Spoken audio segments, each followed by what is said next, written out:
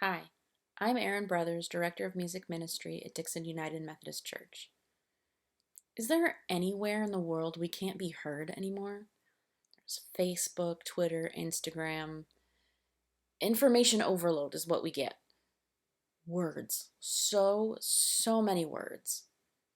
How do we know what's real anymore? Who do you trust when you can Google a question with a seemingly simple answer and find 95 different results with 33 definitive but completely opposite answers?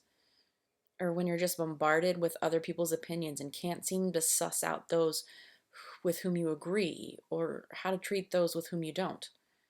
Our world is noise, consistent, unending overstimulation. How do we quiet our minds? How do we tune back into our spirituality and sense of self? Psalm 19, verses 1 through 4 say this: Heaven is declaring God's glory.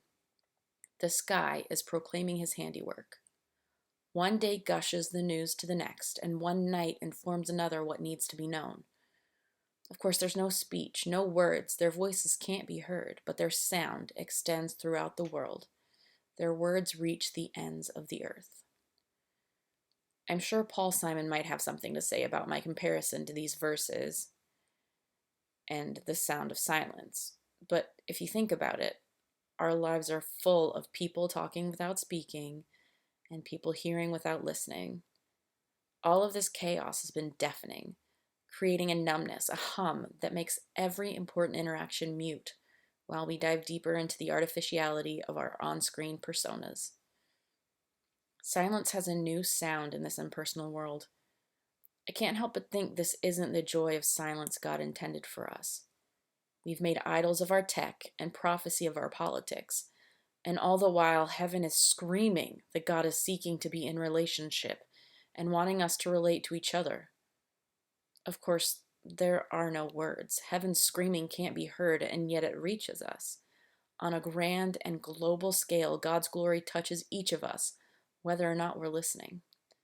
So that this new world silence is penetrated by God's love, teaching us to love others, all others, regardless of the number of Twitter followers they have or Facebook likes they've accumulated, but simply because God first loved. In these times when we can't be together, it's hard to tune out the noise. If you live with other people, seek them out and share their time. Hear them and listen. Speak with truth and intention. Hold each other close.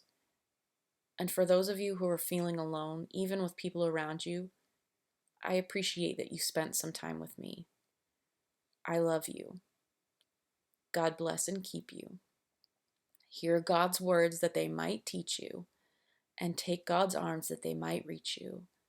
And may you hear God's sound of silence.